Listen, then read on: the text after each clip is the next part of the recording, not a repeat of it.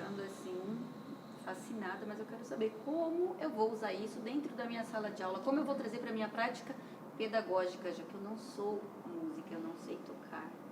Acho que o primeiro é contextualizando a história com a música que era feita na época, com os instrumentos que eram utilizados, com a cultura que cercava aquele determinado ponto da história, aquele ponto geográfico, né? Como, por exemplo, os escravos aqui no Brasil. A música que era feita por eles era uma música africana, de matriz africana, com instrumentos africanos, com modos de fazer músicas africanos, diferente do estilo ocidental, o estilo europeu, né? A gente chama de ocidental, porém é o estilo europeu.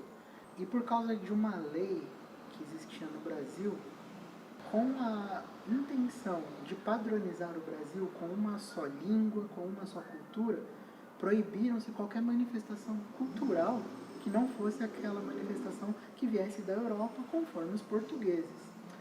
Então, é uma cultura eurocentrista, né? Era que eles queriam. Inclusive, essa cultura perdura até os dias de hoje, falada na forma de cultura americana, né? A cultura estadunidense, porém, é uma cultura herdada da Europa e desenvolvida por eles, né? Foi continuada e expandida. Mas um exemplo que podemos dar é os instrumentos musicais usados pelos escravos. Instrumentos muitas vezes simples, de percussão, de uma corda, como o berimbau, e instrumentos que podem ser feitos até de forma reciclável, onde você pode propor uma atividade de construção de um instrumento de percussão, como, por exemplo, pegar um coco. Você corta, você lixa, você passa um verniz e ele vira um instrumento de percussão. Ou então, pegar uma garrafa, um pote, alguma coisa e colocar um pouco de arroz, colocar alguma coisa em grão que pode transformar num chocalho. Excelente, excelente. E a gente ainda contextualiza com a história que traz assim uma riqueza de detalhes históricos para a sala de aula. E se eu não tenho instrumentos na minha escola, como que eu posso usar ainda assim a música para aproveitar esse período, né, que foi falado, que é esse período da fase da vida do ser humano, que é o que mais partes do cérebro são ativadas e só com a música acontece aquela quantidade de ativações. E como que a gente faz para não perder isso, esse período, não perder isso dentro da sala de aula, já que a gente não tem instrumentos? Eu acho que uma atividade que é muito interessante é trabalhar com a voz humana e com o corpo humano. Alguns pedagogos, né, musicais, como Edgar Willems e Dalcroze, acreditavam no ensino da música através do corpo e da movimentação. Então, você pode fazer a prática do canto, você pode fazer a prática percursiva no corpo, como você pode fazer uma prática de coral, que você não precisa ter instrumentos, que você não precisa ter uma estrutura pronta para fazer. O canto, ele é algo que está interiorizado, que nasce com a gente, né? Quem pode falar melhor sobre isso é a Pamela, que é cantora. Gostaria muito de saber o que eu posso fazer, já que eu não sou cantora e também não tenho instrumento musical. Dá para eu usar isso na sala de aula? Sim, com certeza. A questão de emissão de som, porque a gente fala cantando, né? Quando a gente vai perguntar, você vai lá na rua? A gente está perguntando o quê? Está indo para uma voz mais aguda. Não, hoje eu não vou lá na rua, porque você está indo para uma voz mais grave. Então, a questão de emissão de som, né? Uma emissão de som mais agudo, uma questão de emitir um som mais grave. E até isso que o Lucas falou, na questão corporal, ao mesmo tempo que você emite um som, você pode bater no corpo, você pode bater em alguma superfície, para que não só a questão da emissão da voz, da memorização daquilo que você tem que emitir com as cordas vocais, com a boca, você também memorizar, batucando em algum lugar, batucando no próprio corpo, sem a necessidade de qualquer instrumento. Eu acho que nisso que ela falou ocorre, o que a gente falou mais para trás aqui no começo do vídeo, do desenvolvimento motor, porque mesmo para você cantar, ele tem uma memória muscular envolvida no aparelho vocal.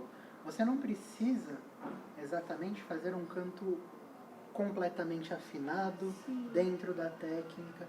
Você precisa iniciar o processo. Um exemplo que eu posso dar é o meu próprio exemplo. Eu, desde pequeno, estudei música. E eu tinha noção sobre afinação, mas não uma noção teórica sobre o assunto. Eu tinha uma noção prática. Eu ouvi e sabia que estava desafinado. Por causa disso, eu nunca me permiti cantar, porque eu cantava desafinado. Mesmo em festas onde havia karaokê, vamos brincar. Eu nunca brinquei, porque eu não me permitia cantar desafinado.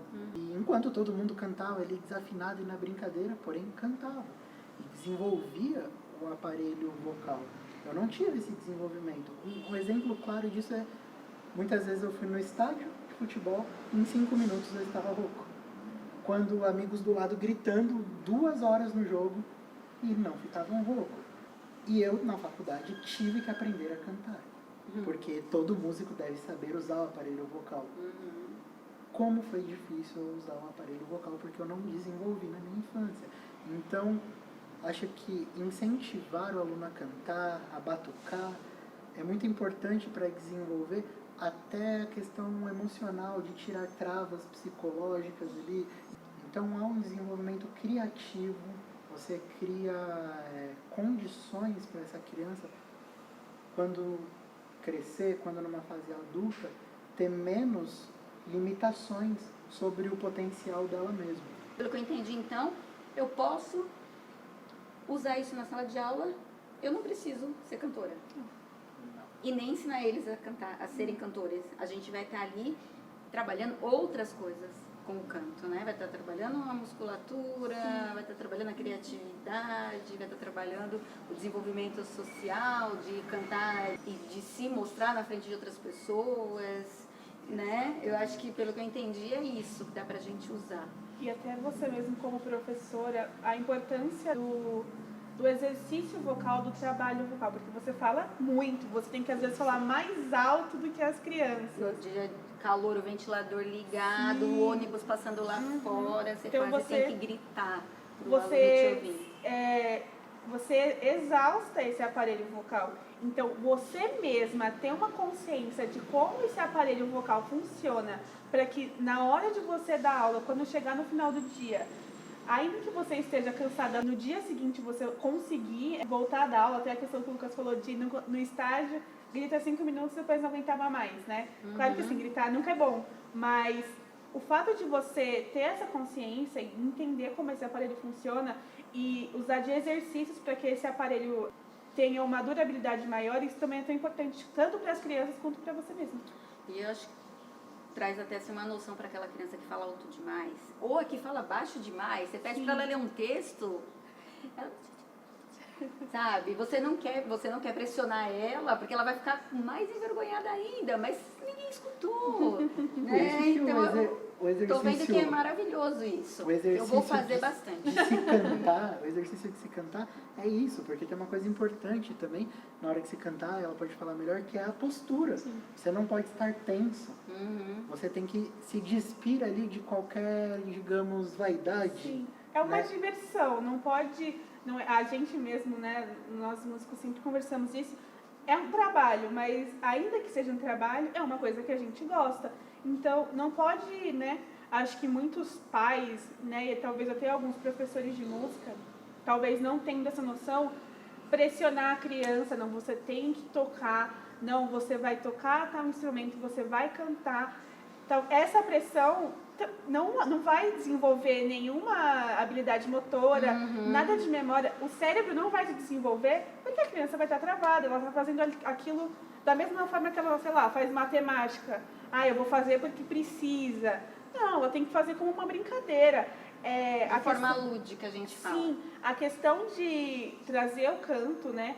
Para o canto, a música para a criança, é trazer de uma forma que ela ache divertido, que aquilo, ela vai memorizar aquilo porque, nossa, aquele dia que eu brinquei de tal coisa, e aquilo vai trazer a memória, até a questão de juntar com a questão histórica, a criança vai ter muito mais facilidade de se lembrar daquilo que ela aprendeu com a música. Quando você tem contato, é muito mais fácil de entender do que eu te falar. Sim. Se você vai lá e vê e mexe, Eu lembro que na época da escola tinha uma professora de matemática que pra gente decorar a tabela Eu nem lembro, agora eu não vou lembrar. Periódico.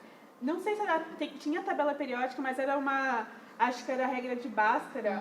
Ela fazia uma música, tinha uma música. Ah, sim, então na hora sim, da já prova você via todo mundo assim. Cantando, né? Cantando pra poder lembrar como que funcionava. Eu acho que um ponto importante nisso tudo que a gente está falando é que a gente não quer formar músicos profissionais. A gente não quer formar virtuosos, que é a linguagem que a música usa para os músicos que são referências desses instrumentos.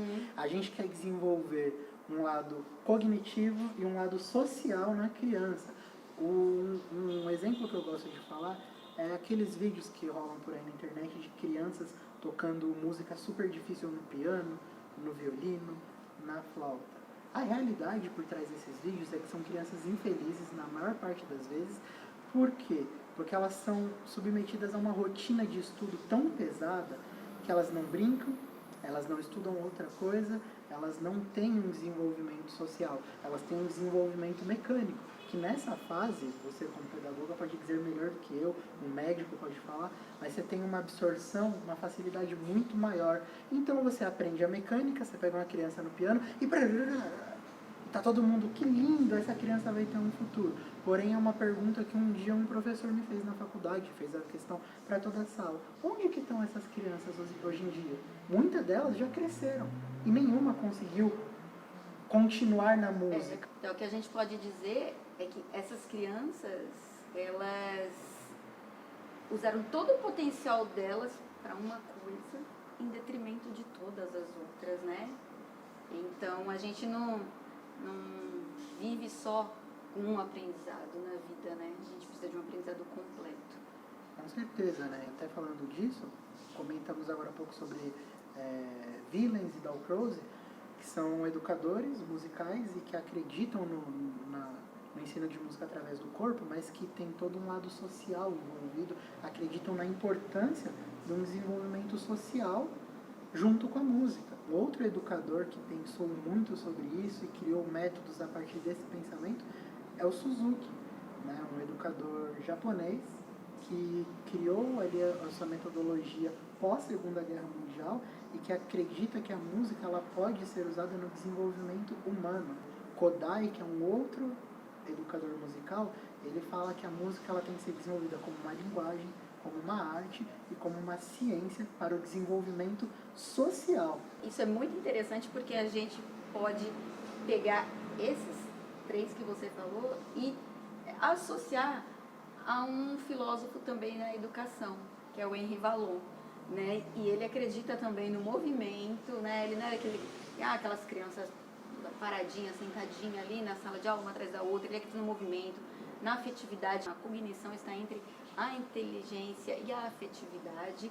Então a gente vê que, poxa, está tão perto de nós e a gente está tão ligado ali aos nossos próprios teóricos, né? E assim a gente pode ver que é mais fácil de trazer para dentro da sala de aula, porque a gente já traz os nossos filósofos, educadores, que a gente também estuda, então a gente pode trazer junto a música com a educação. A gente está vendo que está interligado.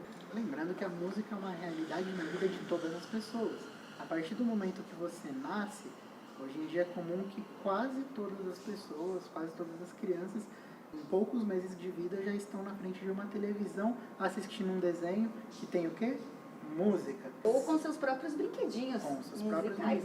Mesmo uma pessoa, por exemplo, se a gente pensar no interior, em um lugar distante, com pouco acesso à tecnologia, é muito comum que as pessoas toquem violão, que elas cantem. Ou seja, a música, ela, como eu disse anteriormente, faz parte do desenvolvimento da sociedade como um todo, como a arte num todo faz parte, porque música é arte e é uma coisa que muitos músicos não se dão conta disso, as pessoas não se dão conta que a música é arte. Muitas vezes nós chamamos ali os artistas, né? A gente vai falar de artista, a gente pode pensar em Anitta, em Gustavo Lima, coloca ele na mesma categoria que um ator. São artistas, porque eles estão fazendo arte. Mas a gente esquece que, na verdade, a arte está num todo. Ela faz parte da nossa sociedade. Por exemplo, a pessoa que está tirando uma foto, a pessoa que está filmando, a pessoa que está tocando o instrumento para aqueles artistas cantarem, a pessoa que está editando este vídeo. É arte. Então, o contato com a música é uma forma de trazer a atenção das crianças para a arte, para este mundo artístico que é muito importante. Faço um parêntese sobre um período da minha vida onde eu editava vídeo, eu editava áudio e editava imagem, trabalhava com isso. Eu conhecia todas as ferramentas, eu conhecia os softwares, eu sabia tudo, porém eu não conseguia editar. Eu não conseguia fazer algo de mim mesmo, porque eu estava condicionado a pensar que aquilo era algo técnico. É simplesmente eu dominar as ferramentas que eu vou ser um ótimo editor de vídeo. E a gente esquece, por exemplo, de todo o lado artístico, que muitas vezes não é desenvolvido na nossa infância. Muitas vezes nós somos condicionados a aprender matemática, português, que são coisas importantes, mas não desenvolvemos a criatividade. Que eu acho que não precisa ser necessariamente a música. Se não tem um músico na escola para ensinar, então vamos fazer um teatrinho, vamos, né, fazer um outro tipo de arte, vamos desenhar, né, outra coisa, qualquer tipo de arte. Não é só música que é arte. Olá! Vamos para um resumo sobre o que vimos nesse módulo? Aqui podemos aprender como o professor pode ensinar música para as crianças sem de fato ser músico. Aprendemos como criar instrumentos recicláveis e simples, que permitem que seja feita uma contextualização histórica sobre como eram usados aqueles instrumentos em outras épocas. Falamos sobre o canto na hora de ensinar música e quais seus benefícios tanto para alunos como para professores. Também mencionamos a importância de ensinar música de forma lúdica, como se fosse uma brincadeira, para que aquele momento seja divertido para a criança. Alguns educadores musicais foram mencionados, como Edgar Williams,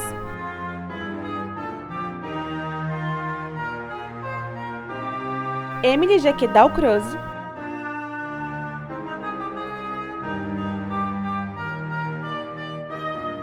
Zoltán Kodály